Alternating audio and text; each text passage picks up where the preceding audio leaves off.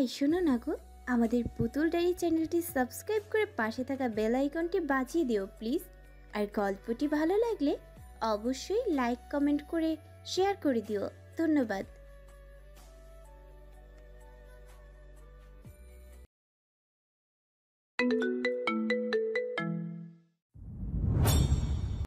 ফারিয়া, এবার অবজা। আর কত কাঁদবি? আমি ঠিক আছি তো, দেখ চোখ মুখ ফুলে গেছে। আয়নাতে নিজেকে দেখেছিস একবার? ফারিয়া ফারাদের বুকে যে পাশাতে ক্ষতনি মাথা রেখে চোখের জলে ভাসিয়ে দিচ্ছে। ফারাদের কথা শুনে ফারিয়া নাক টেনে বলল, বহুত মজা নিচ্ছ তাই না? জানো কত ভয় পেয়েছিলাম আমরা। ফারহাদ ফারিয়ার চোখের পানি মুছে দিতে দিতে বলল, এত ভালোবাসিস দাদাইকে, কিন্তু আমাদের তো রক্তের সম্পর্ক। ফারহাদকে থামিয়ে ফারিয়া কঠিন কণ্ঠে বলল, খবরদার, এই কথা নিজে মুখেও আনলে খবর আছে তোমার। আমাদের আত্মার সম্পর্ক, আমাদের বাবার শেখানো শিক্ষার সম্পর্ক, মায়ের ভালোবাসার সম্পর্ক। ফারহাদ ফারিয়ার কপালে চুমু দিয়ে বিস্তর হাসে, রেজওয়ানের দিকে তাকিয়ে বলল, এখানে আমায় কতদিন থাকতে হবে? ব্রো, একটু আগে আমাদের ভয় কাটিয়ে তোমার জ্ঞান ফিরেছে। এখানে এখন 1 সপ্তাহ থাকতে হবে তোমায়। সো বাড়ি যাওয়ার কথা মাথা থেকে ঝেড়ে ফেলো। আচ্ছা। রেজওয়ানের কথা শুনে ফারহাদ বিরক্তিতে চা উচ্চারণ করে এরই মধ্যে রুমে প্রবেশ করে আসিলেন নানু। নানু ফারহাদের বেডের পাশে রাখা চেয়ারে বসে। ফারহাদ হঠাৎ করেই গম্ভীর হয়ে যায়, তাকায় না তার ডিয়ারের দিকে। তা দেখে নানু অসুস্থ হাতে ফারহাদের মাথায় হাত বুলিয়ে আদুরে কাঁদছে পড়ল, নানুর উপর অনেক অভিমান জমেছে তাই না প্রিন্স?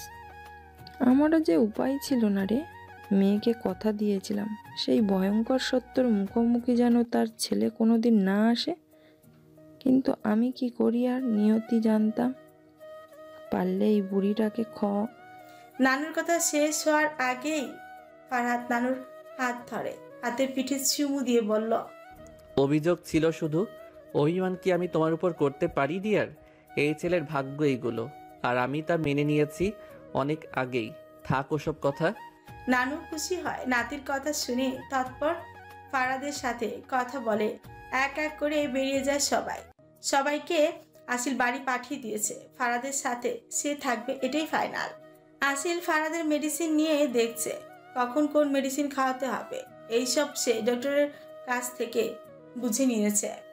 ফারহাদ এক দীর্ঘশ্বাস ছেড়ে আসিলকে ডাকলো, অ্যাঞ্জেল। বলুন। মেডিসিন দেখতে দেখতেই বলল, কি? চুমু। ও আচ্ছা। কি কি মাথা ঠিক আছে? চুপচাপ শুয়ে থাকুন, না হলে ঘুমান। সত্যি বলছি, তোমার চুমুতে চামান ব্রাশ। যত সব ফালতু কথা, ঘুমান। আচ্ছা, এখন তো আমি অসুস্থ, আমার প্রতি আর রোমান্টিকতা আসে না। আসিল ছোট্ট নিঃশ্বাস ছেড়ে তাকালো ফারাদের দিকে। কেমন মিটিমিটি তাকিয়ে আছে লোকটা তার দিকে। আসিল ফারাদের পাশে বসে গালের দুপাশে হাত রেখে ফারাদের অধরে কিছুক্ষণ চুমু দিয়ে সরে এলো, বলল, এখন ঔষধ খেয়ে ঘুম, আর একটাও কিছু না।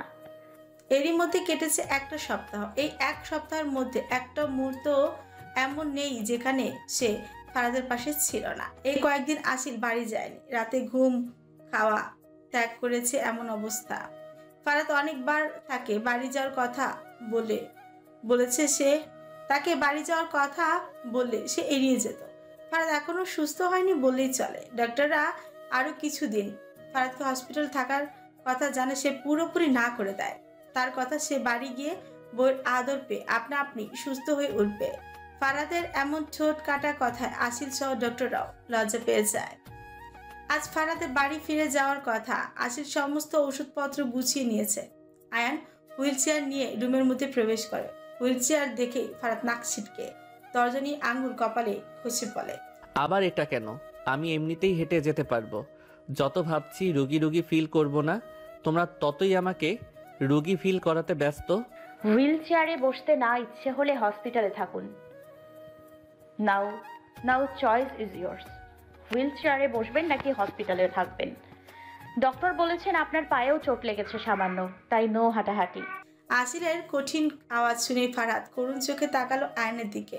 আয়ান নিজের ঠোঁট ফুলিয়ে দুকাত উঁচু করে ইশারায় বলে, আমার কিছুই করার নেই। অজ্ঞতা ফারাদকে হুইল চেয়ারেই বসতে হয় ইচ্ছের বিরুদ্ধে। রাত 9টা বেজে 48 বিছানায় উদম শরীরে বসে আছে ফরহাদ। আসিল মাথার ব্যান্ডেজটা শেষ করে ফারাদের বাহুতে ড্রেসিং করে দিচ্ছে। ক্ষত স্থানে মলম লাগিয়ে দিতে দিতে আসিল বলে, ব্যথা লাগছে না? লাগছে। তাহলে বলছেন কেন? কথা বলতে পারেন না? তুমি কি চাও আমি চিৎকার করি?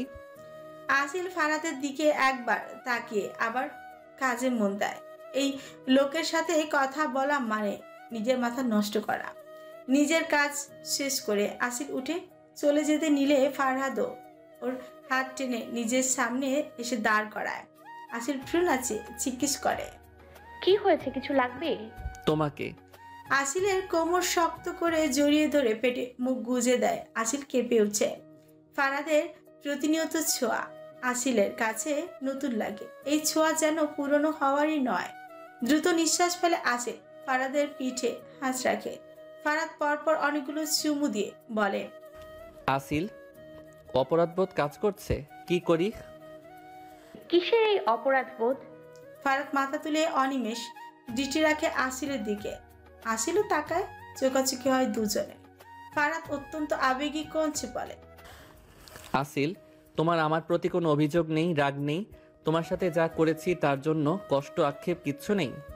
আসিল মেকি হাসে। যদি দেখা যায় আপনার আর আমার গন্তব্য একই, শুধু পথ চলার ভঙ্গিমা আলাদা ছিল। হ্যাঁ, অভিমান ছিল আপনার উপর, প্রখর অভিমান। কিন্তু শেষ পর্যন্ত আপনার আর আপনার বিধান ক্লেশের সামনে আমার অভিমান নিম্ন। তাই না আছে আক্ষেপ আর না আছে কষ্ট। আর ভালোবাসার মানুষের শুধু ভালোটাই না, মন্দটাও আঁকড়ে ধরতে হয় ফরহাদ। ক্ষমা করেছো আমায় সেই প্রত্যেকটা ব্যবহার, আচার আচরণের জন্য। আমি নতুন করে জীবন শুরু করতে চাই ফরহাদ। তাই জন্য তো আমাকে পুরনো স্মৃতি ভুলে যেতে হবে। ফারাদ উঠে দাঁড়ালো, কোমর টেনে আসিলকে জড়িয়ে ধরলো নিজের বুকে। আসিলের মাথা চেপে ধরে, মাথা নিচু করে আসিলের ঘাড়ে মুখ গুজে দেয় ফরহাদ। আসিল চোখ দুটো বন্ধ করে ফারাদের বুকে মিশে গেল। লোকটাকে এসে হারাতে চায় না, না না, হারাতে দেবে না। নিজের মাঝে লুকিয়ে রাখবে সে, ভালোবেসে আগলিয়ে রাখবে মানুষটাকে। থাক না কিছু বিষাক্ত স্মৃতি যা সুখের অনুভূতিকে প্রখর করে তুলবে। যেদিন দুইজন একই গন্তব্যে গিয়ে পৌঁছাবে সেদিন আমার বোনের ভালোবাসা দুই তরফা হবে। ফারাদের আজ আয়ানের এই কথাটা মনে পড়েছে। ছেলেটার একটা বাক্য আজ সত্যি প্রমাণিত হয়েছে। জীবন এবং সময় পৃথিবীর শ্রেষ্ঠ শিক্ষক। জীবন শেখায় সময়কে ভালোভাবে ব্যবহার করতে, সময় শেখায় জীবনের মূল্য দিতে। প্রায় 2 মাস কেটে গেছে সময় স্রোতে। এই 2 মাসে পাল্টেছে অনেক কিছুই। ফারাদ এখন পুরোপুরি সুস্থ, আর এই সুস্থতার পেছনে আসিলের অনেক বড় গুরুত্ব রয়েছে। ফারাদ অসুস্থ থাকাকালীন আসিলের অক্লান্ত সেবা, যত্ন আত্মি, প্রতিনিয়ত ফারাদের পাশে থাকা, আগলিয়ে রাখা, এই সব কিছু ফারাদকে তাড়াতাড়ি সুস্থ হতে সাহায্য করে। এই 2 মাসে ফারাদ যেন আসিলকে ছাড়া কিছুই বোঝে না। মেয়েটার দিকে তাকাতেই কেমন সুখী সুখী মনে হয় নিজেকে। উড়াল দেওয়া সুখ পাখি আবারও হানা দেয় ফারহাদের হৃদয় নিড়ে। মাঝে মধ্যে অপরাধ বোধও কাজ করে। এই মেয়েটার উপর কতই না অন্যায় করেছে সে। তাই রোজ রাতে আসিলের হাত ধরে নিজের অপরাধের ক্ষমা চায় ফারহাদ। এটা যেন তার নিত্যদিনের রুটিন হয়ে দাঁড়িয়েছে। আসিল ফারহাদের কথায় মুচকি হেসে তার খাড়া নাকের ডগায় ছোট্ট চুমু দিয়ে বলে, ভালোবাসি। আর ফারহাদ আবেগে আপ্লুত চোখে তাকিয়ে থাকে আসিলের দিকে। বুকের বাঁ পাশে ট্রিমট্রিম শব্দ ফারহাদকে বুঝিয়ে দেয় আসিলের অস্তিত্ব ছাড়া সে বিলীন, ঠুনকা। চোখের মাদকতা জানান দেয় আসিল তার কবু না মিটতে পারা তৃষ্ণা। আসিল তো তার গোপন সুখ আর অনুরাগ। আসিলকে না দেখলে সে হয়তো কখনো বুঝতোই না নিঃস্বার্থ ভালোবাসা আসলে কি। ওই যে সময় শ্রেষ্ঠ শিক্ষক। এরই মধ্যে সবাই জানতে পেরেছে জাফর ইকবাল আর নেই, চিরতরে বিদায় নিয়েছে সে। চ্যাপ্টার ক্লোজ তার। 2 মাসে ফারাদ ছেড়েছে তার মাফিয়া গ্রুপ, ত্যাগ করেছে সে এই বিষাক্ত দুনিয়া, যা আসিল এখনো জানে না, আর হয়তো ফারাদ জানাবেও না। ফারাদের ছোট্ট মামারা একদিন এসে নানুকে নিয়ে যায়। নানু অনেক দিন থাকার দরুন তার যাওয়ার সময় আসিল আর ফারিহা কেঁদে ভাসিয়েছে।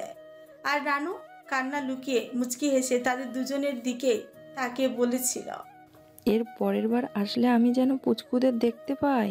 আমার খেলার সাথী চাই 2 জনের কাছে থেকে। নানুর লাগাম ছাড়া কথা আসিল আর ফারিয়া কান্না থামিয়ে লজ্জায় লাল হয়ে যায়, মুখ লুকায় নানুর আলিঙ্গনে। আর তাদের দেখে ফারহাদ আর রিজন মিটিমিটি হাসে। রাত প্রায় 10:30। টাইয়ের বাঁধন হালকা করতে করতে রুমে প্রবেশ করে ফারহাদ। 1 সপ্তাহ ধরে সে আবার অফিস যাওয়া শুরু করেছে। ফারহাদের অসুস্থ থাকাকালীন সময়ে রেজন একা হাতে অফিস সামলিয়েছে। রুমে ঢুকে বিছানায় এলোমেলো অবস্থায় শুয়ে থাকতে দেখলো আসিলকে। শাড়ির এক প্রান্ত বিপদ সীমানার ওপর, ফর্সা মসৃণ পেট দৃশ্যমান, বুকের কাছে কালো ছোট্ট তিলের দিকে মাদক দৃষ্টিতে তাকালো ফারহাদের। সেই বর্ষণ রাতের পর ফারহাদ আসিলের সাথে ঘনিষ্ঠ হয়নি, তাই হয়তো আজ আসিলের এরকম রূপ দেখে ফারহাদ আটকা পড়েছে কামাঙ্গিনীর বেড়া জালে। ফারহাদ এগিয়ে আসিলের আঁচল সরিয়ে দিল। ঘোর লাগা চোখে কিছুক্ষণ তাকিয়ে থাকার পর ফারহাদের হুঁশ পেল। চট জলদি আসিলের শাড়ি ঠিক করে দিয়ে ট্রাউজার আর টি শার্ট নিয়ে ওয়াশরুমে ঢুকে গেল। সময় নিয়ে ফ্রেশে বেরিয়ে এলো ফারহাদ। তাকালো আসিলের দিকে। আজ কাল মেয়েটা তাড়াতাড়ি ঘুমিয়ে পড়ে। ফারহাদ নিজে উঠে বিছানায় আসিলের পেটের উপর থেকে শাড়ি পুরো সরিয়ে মাথা রাখলো। 2-4 বার চুমুও খেলো পেটে। নড়েচড়ে উঠলো আসিল। এবার ফারহাদ হাত রাখলো মসৃণ পেটের উপর, আঙুল দ্বারা আঁকি বুকি করলো কিছুক্ষণ। আর ঠিক তখনই শুনতে পেল আসিলের ঘুমজনে মিষ্টি কঞ্চ। কি করছেন আর কখন এলেন? ফারহাদ ঠোঁট কামড়িয়ে মাথা তুলে তাকালো, দেখলো মেয়েটা ঘুমু ঘুমু চোখে তাকিয়ে আছে তার দিকে। ঠোঁট কেমন শুকনো লাগছে মায়াবিনের। ফারহাদ উঠে আসিলের গালে আদরের হাত রেখে রুক্ষ শুষ্ক ঠোঁটে অধর মিশালো। আসিল আবেশে চোখ বুঝলো, খামচে ধরলো ফারহাদের ঘন চোর। চুমুর তীব্রতা বাড়লো। আসিল বুঝলো অনেকদিন পর ফারহাদ তাকে কাছে পেতে চাইছে, অনেক কাছে। ফারহাদের হাত চলে গেল আসিলের বুকের কাছে। এর পরের পদক্ষেপ কি হবে তা আসিল আজ করতে পেরেই ধরে ফেল ফারহাদের হাত। ঠোঁটের কাজ থামিয়ে ফ্রিকুচকে আসিলের দিকে তাকালো ফারহাদ। বুঝতে পেরে আসিল গাল লাল করে বলা, 4 দিন চলছে, আরো 3 দিন অপেক্ষা করুন। আসিলের কথার মানে ফারহাদ বুঝলো। ফুস করে নিঃশ্বাস ছেড়ে আসিলের দিকে অসহায়ভাবে তাকিয়ে বলল, আপাতত নিজেকে স্থগিত রাখতে হবে, তাই? কথা শেষ না করে মুখ গুজে দিল আসিলের গলা দেশে। শক্ত ঠোঁটে উষ্ণ ছোঁয়ায় শুভ্র গলার কিছু জায়গায় রক্তিম দাগ রেখে মুখ তুলল ফারহাদ। আসিল তপ্ত ও ভারী নিঃশ্বাস ফেলে ফারহাদের দিকে তাকিয়ে বলল, এই সবে পেটে ভরবে না, চলুন ডিনার করবেন। লোভ তো তোমার উপর ছিল, খাবার দিয়ে কি হবে? ডিনার মিটিং ছিল, পেট ভরা। আসিল ঠোঁট বাঁকিয়ে নাকি শুরু বলল, পেট ভরা বললেই হতো, হত ঠোঁট কাটা কথাকে বলতে বললো। ফারহাদ হাসলো শব্দহীন, তবে শরীর কাঁপলো মৃদু। আসিলের কপালে চুমু দিয়ে অবাধ্য চুল কানের পেছনে গুজে দিল। আসিল আঁখি বুঝে আদুরে গলায় পড়ল, ফারহাদ, আমার না খুব স্ট্রবেরি খেতে মন চাচ্ছে, চলুন না। ফারহাদ ফ্রিকুচকে ঘড়ির দিকে তাকে দেখলো 10:55 বাজে। আসিলের গালে হাত স্লাইড করতে করতে বলল, অ্যাঞ্জেল, এখন স্ট্রবেরি কোথায় পাবো? কাল কিনে আনবো আসার সময়। আসিল ঠোঁট উল্টে ফারহাদকে ধাক্কা দিয়ে সরিয়ে দেয়। বিছানা ছেড়ে উঠে দাঁড়ালো। ব্যালকনির দিকে যেতে যেতেই বলল, আপনি আমায় একটু ভালোবাসেন না, পচা মানুষ। ফারহাদ থতমত গেল কিছু মুহূর্তের জন্য। এই সময় আসিলের প্রচুর মুড সুইং হয়, এটা ফারহাদ জানে। এখনো যেটা হলো সেটা মুড সুইং এর একটা অংশ।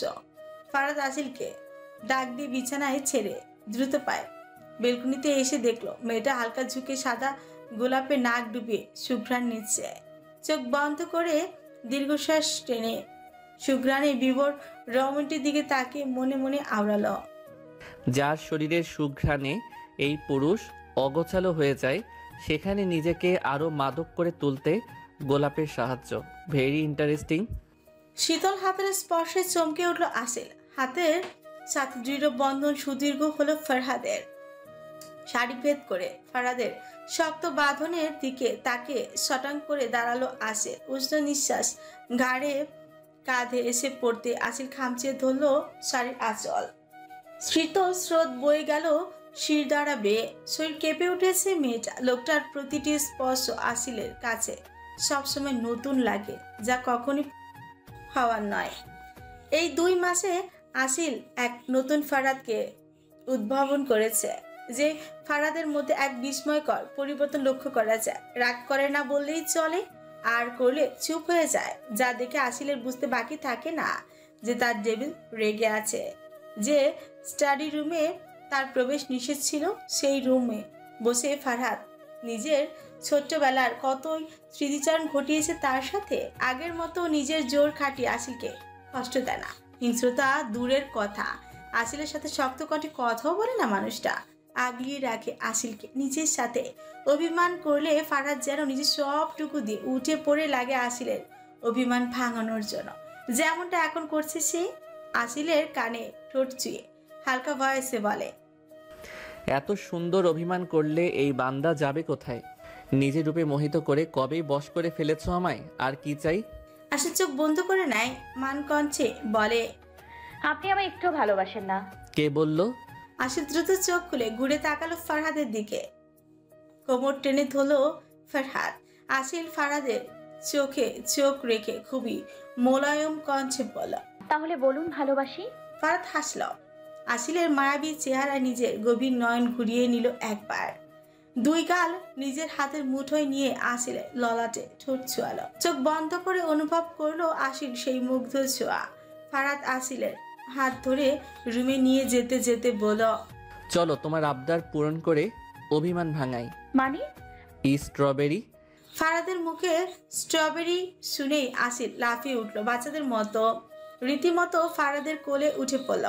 ফারহাদ আসিলকে আগলিয়ে নিল। অনেক দিন ধরেই তার স্ট্রবেরি খাওয়ার প্রবল ইচ্ছা জেগেছিল, আর আজ তার ইচ্ছে পূরণ করতে মাঠে নেমেছে তার প্রণয় পুরুষ। এক লেডি ডক্টরের সামনে 2 চেয়ারে বসে আছে রেজওয়ান আর ফারিয়া। ফারিয়ার চোখে মুখে হালকা অসুস্থতার ছাপ দেখা গেলেও রেজওয়ানের চেহারা এক অদ্ভুত অস্থিরতা, আতঙ্ক। প্রিয় মানুষটার হাত শক্ত করে ধরে আকুল নয়নে তাকিয়ে আছে সামনে বসে রিপোর্টে চোখ বুলানো ডক্টরের দিকে। কিছুদিন ধরে ফারিয়া অসুস্থ, মাঝে মাঝেই মাথা ঘুরে, যা বমি, খাওয়াতে অরুচি। রেজওয়ান ফারিয়াকে ডক্টরের কাছে নিয়ে যেতে চাইলে ফারিয়া যাবে না বলে বায়না ধরত, কিন্তু আজ তো ফারিয়ার শরীর বেশি অসুস্থ হয়ে পড়ে। রেজওয়ান অফিস থেকে ফিরে অনেকবার ডোরবেল বাজাতে যখন ফারিয়া দরজা খুলল না, তখন রেজওয়ান নিজে এক্সট্রা চাবি দিয়ে দরজা খুলে দেখে ফারিয়া ড্রয়িং রুমের মেঝেতে অজ্ঞান হয়ে পড়ে আছে। ব্যাস, রেজওয়ান পাগল প্রায় তখন থেকে। তারপর ফারিয়াকে কোলে নিয়ে সোজা তার জানা চেনা এই ডক্টরের কাছে চলে আসে। কিছু টেস্ট করিয়ে তাৎক্ষণিক রিপোর্টগুলো ডক্টরের কাছে নিয়ে আসে। ডক্টর, এভরিথিং ইজ ফাইন না? রেজওয়ানের অস্থির কণ্ঠ শুনে মাথা তুলে তাকালো লেডি ডক্টর। রিপোর্টে পাশে রেখে মুচকি হেসে বলল, আপনার ওয়াইফের তো গভীর সমস্যা দেখা দিয়েছে মিস্টার রেজওয়ান। মানে? কাপা কাপা কণ্ঠে বলল রেজওয়ান। মানে এখন আপনার দায়িত্ব আরও এক ধাপ এগিয়ে গেছে। মিসেস ফারিয়ার এখন থেকে বেশি খেয়াল রাখতে হবে। রাত বিরাতে তার অদ্ভুত আবদার পূরণ করতে হবে, যত্ন নিতে হবে, মুড সুইংয়ের সময় তার সঙ্গ দিতে হবে। পারবেন তো? রেজওয়ান আর ফারিয়া একে অপরের দিকে তাকিয়ে আবার ডক্টরের দিকে তাকিয়ে দুজনই একসাথে বলল, you mean? You are going to be parents. Congratulation. 3 সপ্তাহ গর্ভবতী আপনি মিসেস ফারিয়া। ফারিয়া মুখে হাত চেপে ধরলো। তার বিশ্বাস হচ্ছে না তার ভিতরে একটা সত্তা বেড়ে উঠছে যে তাকে মা বলে ডাকবে। নিজের পেটের উপর হাত রাখতে এক অদ্ভুত আনন্দ হচ্ছে ফারিয়ার। রেজওয়ানের একটু সময় লাগলো ডক্টরের কথাটা বুঝতে, আর যখন বুঝতে পারলো সে বাবা হতে যাচ্ছে, তখনই চেয়ার ছেড়ে লাফিয়ে উঠলো আর ঝট করে ফারিয়াকে কোলে তুলে ঘুরতে লাগলো আর চিৎকার করে বলতে শুরু করলো, ইয়াহু, আমি বাবা হতে যাচ্ছি। ফারিয়া, তুমি মাম্মা হয়ে যাবে। ইয়াহু। ফারিয়া খিলখিলি হাসছে, সাথে চোখের কার্নিশ বেয়ে গড়িয়ে পড়ছে নোনা জল।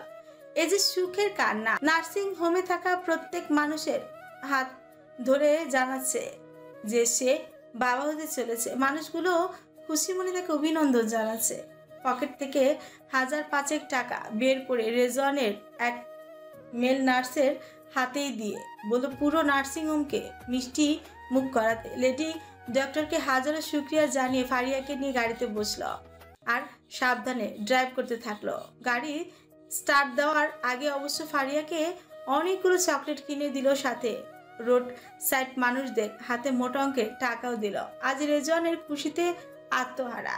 সে পারলে পুরো দুনিয়া ফারিয়ার কোলে এনে দিত। এদিকে ফারিয়া তার পাগল পুরুষের পাগলামি দেখে যাচ্ছে। আস্তে ধীরে চলতে থাকা গাড়িটা হঠাৎ করে থেমে গেল। ফারিয়া পাশে তাকাতে দেখলো রেজওয়ান স্টিয়ারিং এ ধরে মাথা নিচু করে বসে আছে, শরীর মৃদু কাঁপছে। ফারিয়া চকলেট রেখে হাত বাড়িয়ে রেজওয়ানের কাঁধে রাখতে রেজওয়ান ফিরে তাকালো ফারিয়ার দিকে, চোখে পানি টইটুমুর। ফারিয়া কিছু বলতে নিলে রেজওয়ান শক্ত করে ওর গাল ধরে। চোখে, ঠোঁটে, নাকে, গালে, কপালে, চিবুকে হাজারো চুমু দিয়ে ফারিয়াকে মিশিয়ে নেয় নিজের সাথে, ধরা গলায় বলে, জন্মের পরই মাকে হারিয়েছি, বাবা নামক একমাত্র অবলম্বনটাকেও নিজের কাছে বেশি দিন পাইনি। ফারিয়া আমার জীবনে কেউ ছিল না, দিন শেষে আমি একাই। কিন্তু আমি জানতাম না আমার কপালেও এত সুখ আছে, আমারও একটা পরিবার হবে। আল্লাহ তোমাকে আমার জন্যই নির্ধারিত করে রেখেছিল, তাকে লাখ লাখ শুক্রিয়া জানালেও কম। ফারিয়া, তোমার ধারণা নেই তুমি আজ আমায় পূর্ণ করেছো, এই দুনিয়ার সবচেয়ে সুখী ব্যক্তিতে পরিণত করেছো আমায়। ভালোবাসি, ভালোবাসার থেকেও বেশি ভালোবাসি। উষ্ণ পানি ফারিয়ার কাঁধের জামা ভেদ করে চামড়া স্পর্শ করতে সে চমকে ওঠে। রেজওয়ান কাঁদছে। রেজওয়ানকে ধরে মুখোমুখি করতেই দেখলো রেজওয়ানের চোখে জল। ফারিয়া জল মুছে রেজওয়ানের কপালে চুমু দিয়ে বলল, আমিও তো ভালোবাসি, পাগলটাকে খুব ভালোবাসি। আর বেবির খুশিতে সবাইকে মিষ্টি খাওয়ালেও নিজে খেতে ভুলে গেলেন। বলেই তার আধ খাওয়া চকলেট রেজওয়ানের মুখের সামনে ধরতে সে বাঁকা হাসি দিয়ে বলল, আমি মিষ্টি এইভাবে খাই না। একটু চকলেট নিজের তর্জনী আঙুল দ্বারা তুলে ফারিয়ার ঠোঁটের উপর লাগিয়ে দেয়। তা খুব টেকনিকের সাথে লিক করে খেয়ে ফেললো রেজওয়ান। ফারিয়া খামচিয়ে ধরলো রেজওয়ানের কাঁধের কাছে শার্ট, অদরে অদর মিশিয়ে গভীর চুমুর বৃষ্টিপাত শুরু করলো রেজওয়ান। এদিকে ফারিয়া ভাবছে সে কোন সুখে রেজওয়ানকে মিষ্টি খাওয়ার কথা বলেছিল। অনেকক্ষণ ফারিয়ার ঠোঁটে ডুবে থাকার পর রেজওয়ান মাথা তুলল। মেয়ের লাল হয়ে যাওয়া মায়াবী মুখশ্রীর দিকে তাকিয়ে ফারিয়ার কপালে চুমু দিয়ে শাড়ির আঁচল ছড়িয়ে উন্মুক্ত পেটের ওপর চুমু দিল আর বলল, হাই বেবি, আমি তোমার আব্বু, তাড়াতাড়ি বেড়ে উঠবে আর মাম্মাকে একটুও কষ্ট দেবে না, কেমন? তোমার মাম্মা যে আমার বেঁচে থাকার কারণ। ঠোঁট উল্টে সিটে হেলান দিয়ে জানলার বাইরে তাকিয়ে আছে আসে। মন খারাপের কারণ হলো তারা অনেক দোকান খুঁজেও স্ট্রবেরি পায়নি। যদিও ফারহাদ তাকে আশ্বাস দিয়ে বলেছে সে তাকে কাল অনেক স্ট্রবেরি এনে দিবে, কিন্তু তাতেও আসলে মন খারাপ কমেনি। রাত প্রায় 11:55। পরিষ্কার আকাশে আজ বিস্তর চাঁদ, আশেপাশে তারার মেলা, পরিবেশ নিস্তব্ধ নিক্ত।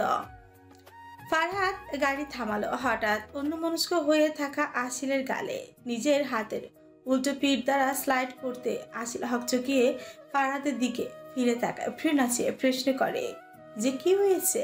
ফারহাদ আসিলের ইশারা দেখে মৃদু হেসে হ্যান্ডওয়াচের দিকে তাকালো। কিছু মুহূর্ত অপেক্ষা করে পুনরায় আসিলের চোখে চোখ রেখে ব্লান আর অমায়িক সরি বলা, happy first marriage anniversary Angel বলে আসিলের নরম হাতের পিঠে চুমু দিল। আসিল তো হা হয়ে তাকিয়ে রয়েছে ফারহাদের পানে। তার বিশ্বাস হচ্ছে না ফারহাদের মনে আছে তাদের বিবাহ বার্ষিকীর কথা। আসিলের তো আগে উইশ করার কথা ছিল। তার ছলে কৌশলে স্ট্রবেরি খাওয়ার বায়না তো করেছিল ফারহাদকে বাইরে নিয়ে এসে তাকে প্রথমবার অ্যানিভার্সারি উইশ করা আর ফারহাদকে বলা যে আপনি ভুলে গেছেন আমাদের বিবাহ বার্ষিকী, তাই না? তারপর ফারহাদ চমকে দেখবে তার দিকে, হয়তো সরি বলবে ভুলে যাওয়ার জন্য। ইস, সব বেচতে গেল। এদিকে সত্যি স্ট্রবেরি খাবার ক্রেভি মন খারাপ করে বসে থাকায় সে নিজেই ভুলে গিয়েছে অ্যানিভার্সারির কথা। মন খারাপ জবল হলো আসিলের। নাকি সুরে বলল, আপনার মনে ছিল? এখানে না মনের থাকার কোনো কারণ দেখছি না, অবশ্যই মনে আছে। হ্যাঁ, আমার আগে উইশ করার কথা ছিল। ভীষণ বাজে আপনি। ফারহাদ ভাবাচেকা খেয়ে গেল আসিলের কথায়। হাসবে না কাঁদবে বুঝে উঠতে পারছে না। কি মেরে বাবা, উইশ করলেও দোষ, না করলেও দোষ। মেয়েদের মন বোঝা নয় রে নয় সোজা। এই যে গানটা যে বানিয়েছে, তার এই গানটা বানানোর পিছনে কারণটা স্পষ্ট ফারহাদের কাছে। ফারহাদ হতাশা নিঃশ্বাস ছেড়ে গাড়ির ড্রয়ার থেকে একটা সরু লম্বা বক্স বের হলো। ভ্রুতে ভাঁজ পড়লো আসিলের। বক্সের ভেতর থেকে সুন্দর একটা ব্রেসলেট বের করে আসিলের হাত টেনে পরিয়ে দিল। উল্টানো ছোট কষে একটা চুমু দিয়ে বলল, তোমার আগে আমি উইশ করে ফেলেছি, তার জন্য দুঃখিত। আসিলের চোখ নামিয়ে ফিক করে হেসে ফেল। তৎপর ফারহাদকে জাপটে ধরে তার গালে অনেকগুলো আদরে পরশ বুলিয়ে বার্ষিকীর অভিনন্দন জানিয়ে আবদার সুরে বলল, গিফটের জন্য ধন্যবাদ। আর একটা জিনিস চাইবো, দেবেন? হুকুম। আজ পূর্ণিমা, চন্দ্র বিলাস করবেন আমার সাথে? ফারহাদ হাসল, সম্মতি জানি। দুজনেই গাড়ি থেকে বের হয়ে গাড়ির সামনেটা হেলান দিয়ে নিচে বসলো। হাইওয়ের সামনে এক উঁচু জায়গাতে তাদের গাড়ি দাঁড় করানো। সেখান থেকে চাঁদ দেখা, সাথে ঠান্ডা হাওয়া উপভোগ করা এক প্রশান্তি যেন।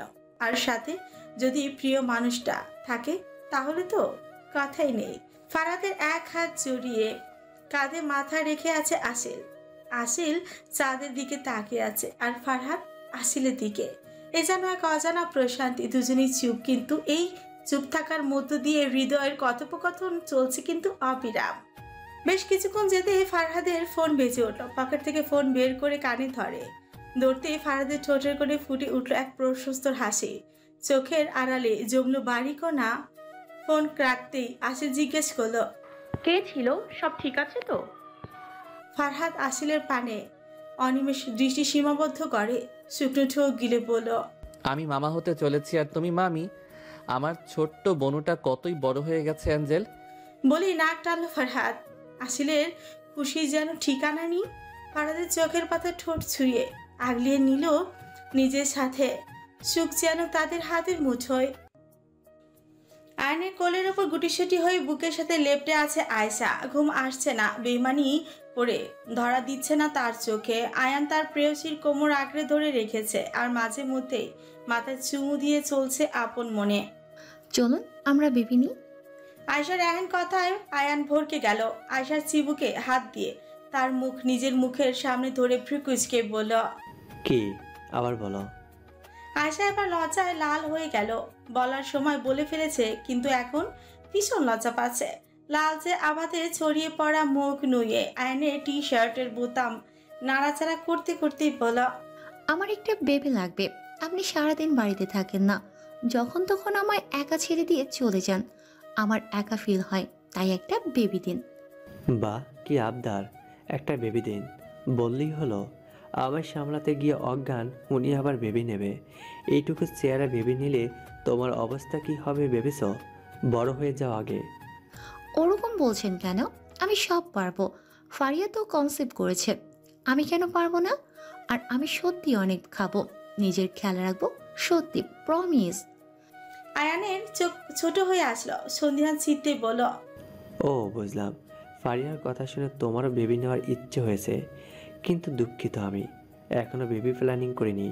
সময় হলে পেয়ে যাবে। আয়শা ইনোসেন্ট ফেস করে আকুল চোখে আয়নের দিকে তাকিয়ে রইল, কিন্তু তাতে আয়নের মধ্যে কোনো পার্থক্য দেখা গেল না।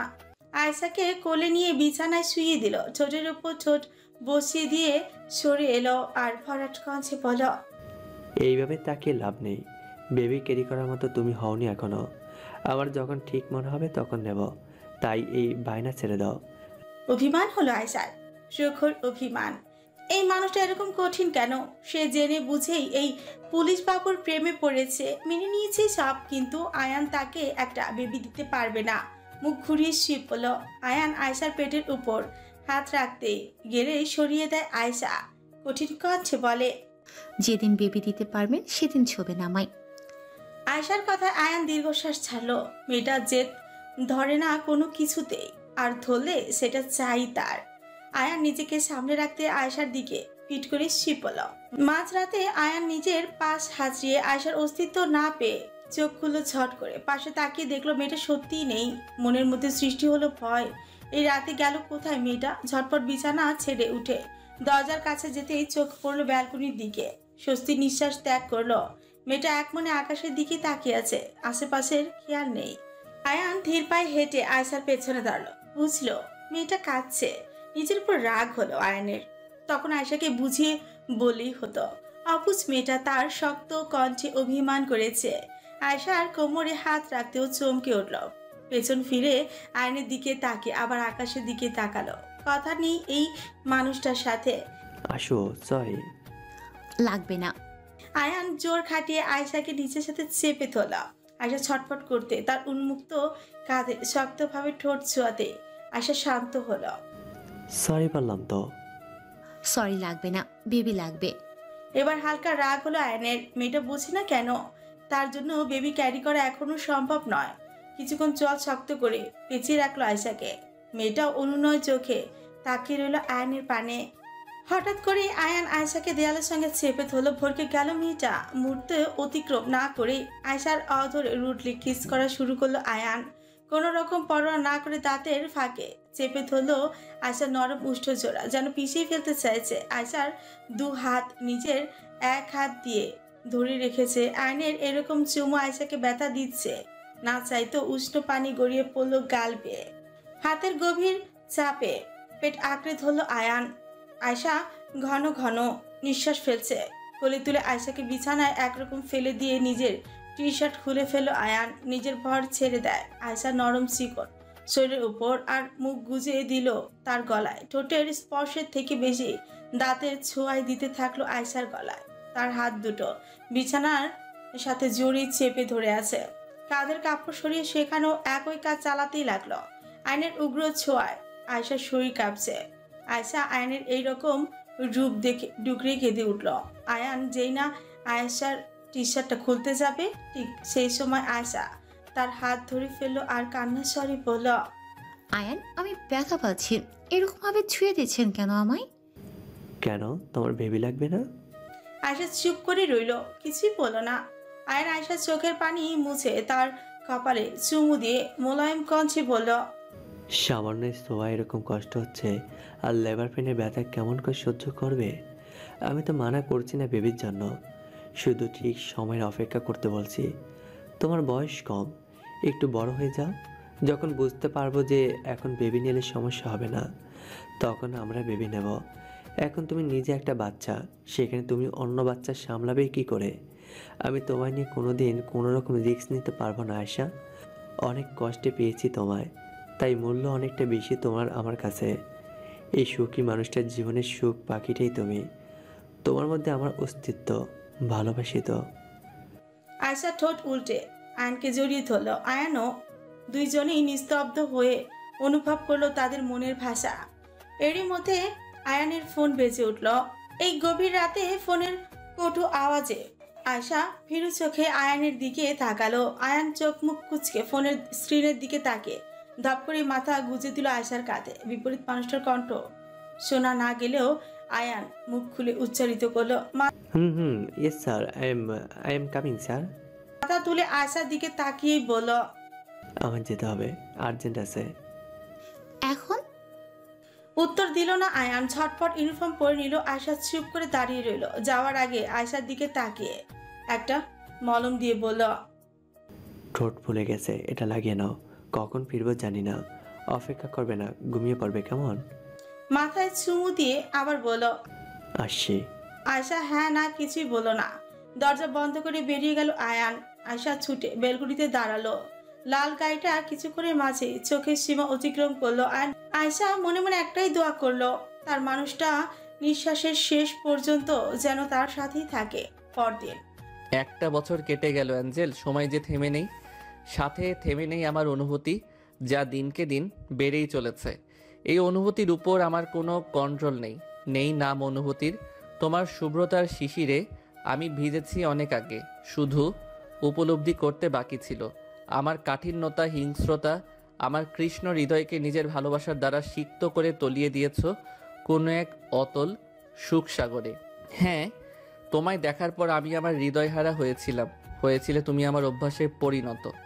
আসক্তি হয়ে দাঁড়িয়েছিল আমার অষ্টাদশী সেই ছোট্ট তরুণী। এই 27 বছর বয়সী যুবকের দেহে পুলক সৃষ্টি করেছিল।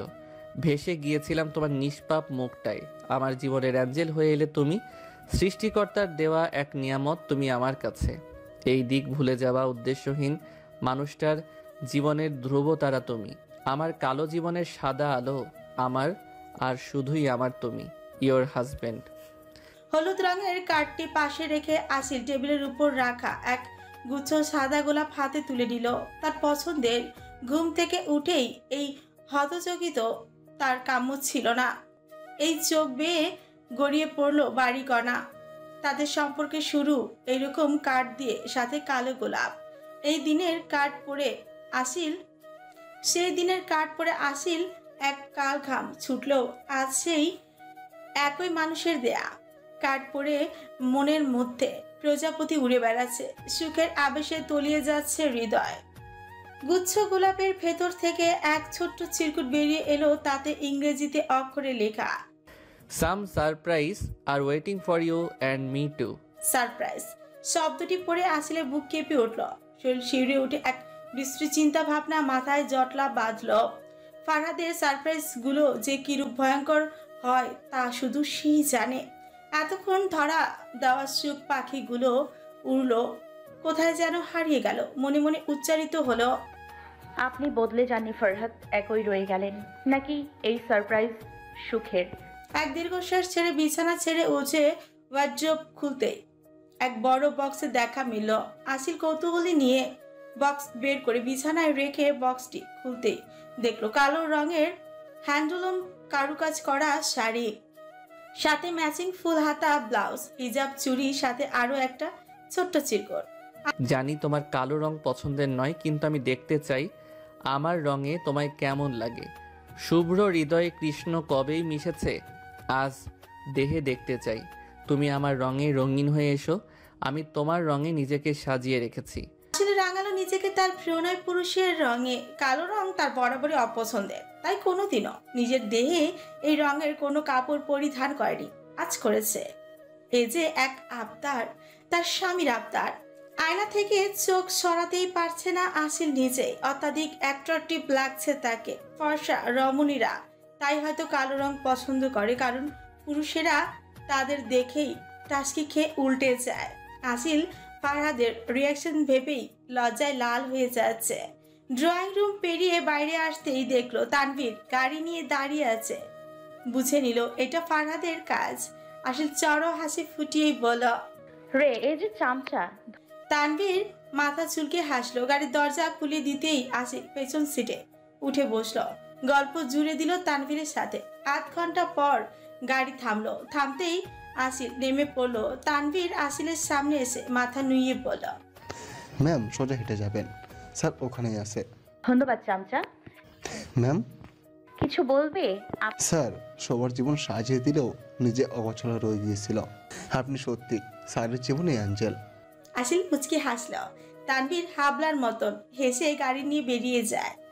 আসিল এগিয়ে গেল সামনের দিকে। বুঝলো এটা সেই নদীর পাড় যেখানে ফারহাদ তার জীবনের গল্প এক গল্পের আকারে প্রকাশ করেছিল আসিলের কাছে, সাথে জানিয়েছিল আসিলের প্রতি তার অনুভূতির কথা। কিছুটা আন্দাজ করেও আরো সামনের দিকে এগিয়ে যেতেই দেখলো তার দুই দিকে সাদা পর্দার আকারে ডেকোরেশন করা। সে হেঁটেই চলছে এক সবুজ রঙের কার্পেটের ওপর থেকে, সাথে রয়েছে তার প্রিয় সাদা গোলাপের সমাহার। আশেপাশে মুগ্ধের মতো তাকিয়ে রইল সে। এক সময় চোখ আটকিয়ে গেল আসিলের। থমকে দাঁড়ালো সে। নদীর দিকে মুখ করে দাঁড়িয়ে থাকা শুভ্র রাঙা পাঞ্জাবি পাজামা পরা ফারহাদের দিকে, হাতে তার সাদা গোলাপের বুকেট। আসিল কোনো দিনও ফারহাদকে শুভ্র কাপড়ে দেখেনি। যখনই দেখেছে কৃষ্ণ আবরণে ঢাকা, আসিল চোখ সরাতেই পারছে না। ফারহাদের দিক থেকে অপলক দৃষ্টিতে তাকিয়ে রইল ফারহাদের দিকে। শ্যাম সুন্দর মানবকে শুভ্র রাঙা দেখে বিমুট হয়ে গেছে। আবারও ক্র্যাশ খেলো সে তার স্বামীর উপর। আসিলের আসার আভাস পেয়ে ফারহাদ পিছনে ঘুরে দাঁড়ায়। আসিলের হয়ে তাকিয়ে থাকা দেখে এসে দিল সে। আসিলকে যা হট লাগছে, কপালে বিন্দু বিন্দু ঘাম মুহূর্তে জমাট বেঁধেছে। শীতল পরিবেশে মেয়েটা তাকে ঘামিয়ে তুলছে। ভাবা যায় ফারহাদ এগিয়ে এসে আসিলের দিকে বুকেটা বাড়িয়ে দিল। ভরকে গেল মেয়েটা। আসিলের হাতে ধরে চুমু দিল। শিহরণ খেলে গেল আসিলের শির দাঁড়াবে। ভীষণ সুন্দর লাগছে। লজ্জায় লাল হয়ে গেল আসিল। কাপা কাপা ছুটি বলল, আপনাকেও। তাই বুঝি? আসিল দ্রুত চোখ সরিয়ে অন্যদিকে তাকলো। ইস, কি লজ্জা। আসিলের হাত ধরে তাকে নদীর তীর ঘেঁষে দাঁড় করালো। ছাড়লো না হাত, আরো শক্ত করে পেঁচিয়ে ধরল। ঠান্ডা হাওয়া পরম আগ্রহে ছুঁয়ে দিচ্ছে তাদের। আজ আকাশ গম্ভীর, হালকা মেঘে চেয়ে আছে গগন। বৃষ্টি হওয়ার সম্ভাবনা খুব একটা নেই, কিন্তু তাও পরিবেশটাকে মনোরম করে রেখেছে মোট কথা এক রোমান্টিক আবহাওয়া। অনেকটা সময় নীরবতায় কাটানোর পর আসিল ফারহাদের দিকে তাকে শান্ত দৃষ্টি সীমাবদ্ধ রেখেই বলল, এই সুন্দর সারপ্রাইজের জন্য আপনাকে অনেক অনেক ধন্যবাদ। আসিলের কথায় ফারহাদ মেকি হাসি ফুটিয়ে বলল, সারপ্রাইজ এখনো বাকি আছে। বাকি আছে? আসিল ভেবেছিল এই সুন্দর ডেকোরেশন আর ফারহাদের এই কাতিল শুভ্র লুক আর সকাল সকাল দেওয়া সুন্দর উপহারগুলো তার জন্য সারপ্রাইজ।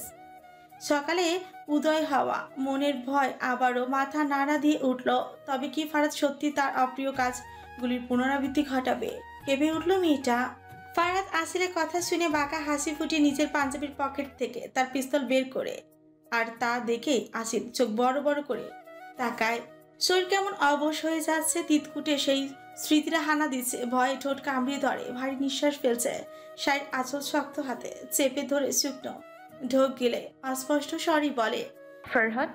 পুরো শব্দ শেষ হওয়ার আগে ফারহাদ ঘটিয়ে ফেলল এক অবিশ্বাস্য ঘটনা, যা দেখে অবাক হয়ে আসিল নিজেও। ফারহাদ মুহূর্তের মধ্যেই হাতে থাকা পিস্তলটি জোর হাতে ছুঁড়ে মারে নদীর পানে।